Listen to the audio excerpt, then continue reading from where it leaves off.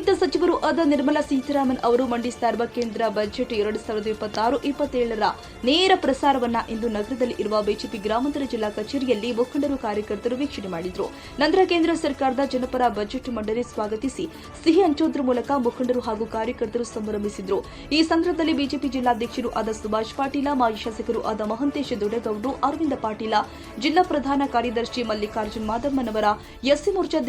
ಜಿಲ್ಲಾಧ್ಯಕ್ಷರು ಆದ ಯಲ್ಲೇಶ್ ಕೋಲಾಕಾರಿ, ಯುವ ಮೋರ್ಚಾ ಅಧ್ಯಕ್ಷರು ಆದ ಮಹಂತೇಶ ಚಿನ್ನಪ್ಪಗೌಡರು, ಕೋಶಾಧ್ಯಕ್ಷರು ಆದ ಸಂತೋಷ್ ದೇಶನೂರ, ಚೇತನ್ ಅಂಗಡಿ, ವೀರಭದ್ರ ಪೂಜಾರಿ, ಸುಭಾಷ್ ಸಣ್ಣ ವೀರಪ್ಪನವರ, ಆನಂದ ಅತ್ತುಗುಳ ಹಾಗೂ ಪದಾಧಿಕಾರಿಗಳು ಕಾರ್ಯಕರ್ತರು ಉಪಸ್ಥಿತರಿದ್ದರು.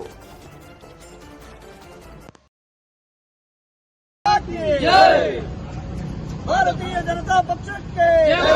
ಸನ್ಮಾನ್ಯ ಶ್ರೀ ನರೇಂದ್ರ ಮೋದಿ ಅವರಿಗೆ, ನಿರ್ಮಲಾ ಸೀತಾರಾಮನ್ ಅವರಿಗೆ, ಈ ನವೀನ್ ಅವರಿಗೆ, ಜನರ ಪರ ಬಜೆಟ್ ಮಂಡಿಸಿದ ಶ್ರೀಮತಿ ನಿರ್ಮಲಾ ಸೀತಾರಾಮನ್ ಅವರಿಗೆ, ಸನ್ಮಾನ್ಯ ಶ್ರೀ ನರೇಂದ್ರ ಮೋದಿ ಅವರಿಗೆ,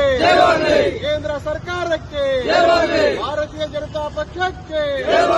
ಭಾರತ್ ಮಾತಾ ಕಿ ಭಾರತ್ ಮಾತಾ ಕಿ